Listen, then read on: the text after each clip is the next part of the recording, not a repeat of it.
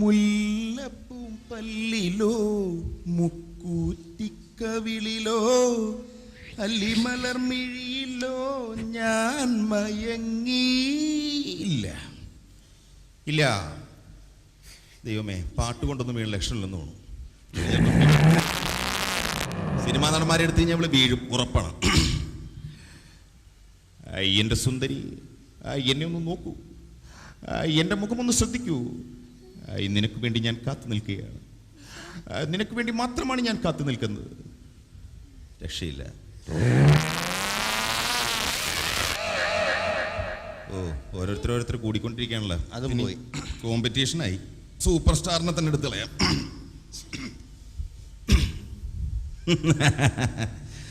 ചേ എങ്ങനെയാണോ പെമ്പിള്ളേരെ അല്ലാണ്ടിരിക്കുന്നത്?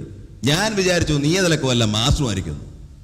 നമ്മൾ ചൂണ്ടയിട്ട് കരക്കിരിക്കണം, അവരിങ്ങോട്ട് വന്ന് കൊത്തണം. പിന്നെ ഈ കൊത്തെന്നൊക്കെ പറയുമ്പോ കള്ളക്കൊത്തുണ്ട്, അത് സൂക്ഷിക്കണം.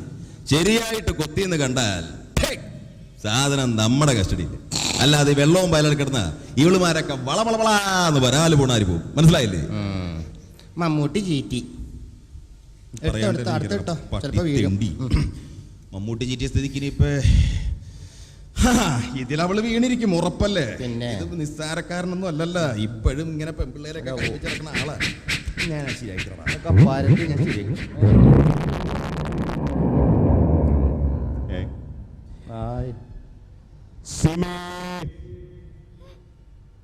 എന്റെ സിമേ, നിനക്ക് വേണ്ടി മാത്രമാണ് ഞാനിവിടെ നിൽക്കുന്നത്. നമുക്ക് രണ്ടുപേർക്കും കൂടെ സാറ്റ് കളിക്കാം. നോക്കുന്നുണ്ടല്ലോ ദൈവമേ. ഒന്നുമില്ലെങ്കിൽ നീ എണ്ണുക, ഞാൻ ഒളിക്കാം.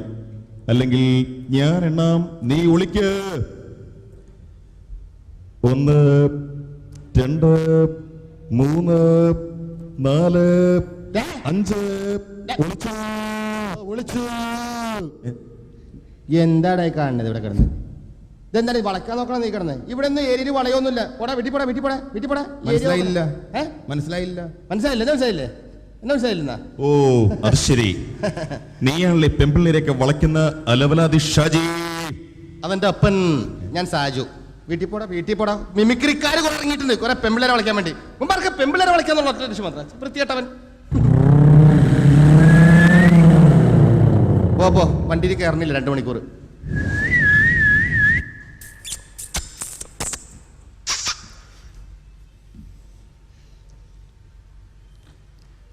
പുഷ്പ്രഭാതം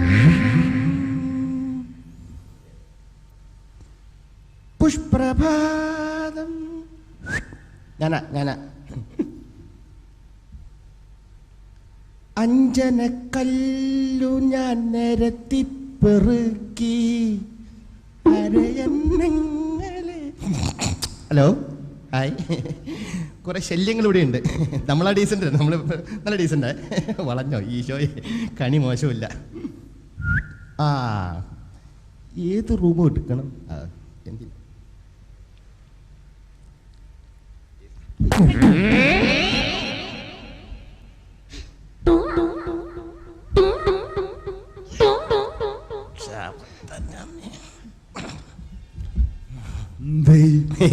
ഒരു സിഗരറ്റ് കിടപ്പുണ്ടായിരുന്നു, കുത്തിക്കിടത്തിയതാണല്ലേ. നിന്റെ മോന്തെന്താണ് ഈ ഓന്ത് മൂക്കിപ്പൊടി വലിച്ചിരിക്കുന്നത്? ആരാ മനസ്സിലായില്ലേ? ഇല്ല. ഇതേ പഞ്ചാര ബുക്കാണ്. ഇവിടെ പഞ്ചാര അടിക്കേണ്ട കാര്യം ഞാൻ നോക്കിക്കോളാം. നീ അപ്പുറത്ത് പോയാൽ മതി. അതെ, മനസ്സിലായോ? ഞാൻ ഇടയ്ക്കൊന്ന് ജോയിൻ ചെയ്യേണ്ട കുഴപ്പമില്ലോ. ജോയിന്റ് കമന്ററി ബുക്കിൽ ഞാൻ അപ്പുറത്ത്, ഞാൻ ഇവിടെ ജോയിൻ ചെയ്യേണ്ട കുഴപ്പമില്ല. അല്ല, എന്താ സംഭവം? അല്ലെ വെറുതെ ഇറങ്ങിയതാ. വെറുതെ അവളെ വളക്കാൻ ഇറങ്ങിയതാണ്. അവളെന്താണ് ഗംഭി വളക്കാൻ? അല്ലല്ല, ഇത് ഞാൻ നോക്കിക്കോളാം. ഓഹോ, ഞങ്ങൾ കുറച്ച് മിമിക്രിക്കാരുണ്ട് ഇവിടെ, മനസ്സിലായോ? ഒരു മിമിക്രിക്കാരൻ പോയുള്ളൂ, മമ്മൂട്ടി എടുത്തിട്ട്. അവൻ മരപ്പെട്ടിനെ പോലെ പോയി. അപ്പൊ അവൻ വന്നല്ലേ? അവൻ പഴയ മമ്മൂട്ടി എടുക്കണത്. അതൊന്നുകൊണ്ട് കാര്യമില്ല. പുതിയ ട്രെൻഡാണ് ഇപ്പോ. അതെ, മനസ്സിലായില്ലേ? മമ്മൂട്ടി പുതിയതാണ്. പുതിയതാ? അതെ, പുതിയ മമ്മൂട്ടി. Chronic bachelor.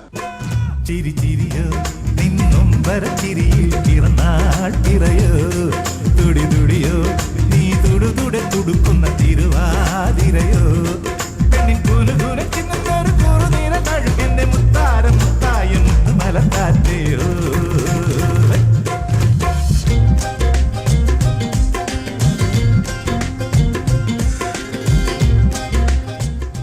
ക്രോണിക് ബാച്ചിൽ രക്ഷയില്ല.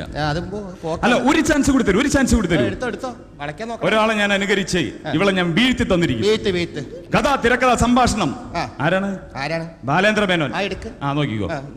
വീടോ നോക്കട്ടെ പിന്നെ എന്റെ എല്ലാം അല്ലേ, എന്റെ ചേലത്തെ ചെമ്പരുന്തല്ലേ, എന്റെ കാലിലെ കാണാ പാദസരം ഞാനല്ലേ, എന്റെ മാറിലെ മായ ചന്ദനപ്പുട്ടെനിക്കല്ലേ, എനിക്കല്ലേ, കിളിങ്ങാറ്റിങ്ങിണിച്ചപ്പേ ചിരിക്കാ ചെമ്പകമുട്ടേ, പിണങ്ങാൻ എന്താണ് മിനിങ്ങാൻ എന്താണ് മയങ്ങാൻ എന്താണ് എന്റെ എല്ലാം അതും പോയി ബാലേന്ദ്ര മേനോൻ. എടാ വീട്ടിൽ പോടാ, അതൊന്നും വളയൂല. ഇതാരാണത്? അതെ, പ്രായപൂർത്തിയായവർ നിൽക്കേണ്ട സ്ഥലമാണ് ഇത്, മനസ്സിലായ? നിങ്ങൾ സൈസുള്ള 2 വ്യക്തികളെ ശ്രമിച്ചിട്ട് നടന്നില്ലല്ലോ. ഞാൻ അപ്പുറത്തുനിന്ന് കാണുന്നുണ്ടായിരുന്നു. അവിടെ നിന്ന് കാണായിരുന്നാ? നന്നായിട്ട് വിഷമിച്ചല്ലേ? കുറച്ച് വേർത്തെന്ന് തോന്നുന്നു. വേർത്തൊക്കെ തൂക്ക്. വേർത്ത് ഇയാളെന്തിനാ വന്നേക്കണേ? അല്ല, ഇത്ര സൈസുള്ള നിങ്ങൾ 2 പേരും ശ്രമിച്ചല്ലോ, നടന്നില്ലല്ലോ. ഇവനാ 6 അടിയുള്ള ഞാൻ നോക്കിയിട്ട് ഇവനില്ല, പിന്നെ 6 ഇഞ്ചുള്ള ഇവൻ. 6 ഇഞ്ചും ഇല്ല. അത് വിടെ അളന്ന് നോക്കൊന്നും വേണ്ട. ഞാനൊന്ന് ശ്രമിച്ചു നോക്കിയാലോ? നോക്കട്ടെ. ചിരിക്കണ്ട, കളിയാക്കൊന്നും വേണ്ട, ഞാൻ നോക്കൂ. ഞാൻ നോക്കട്ടെ.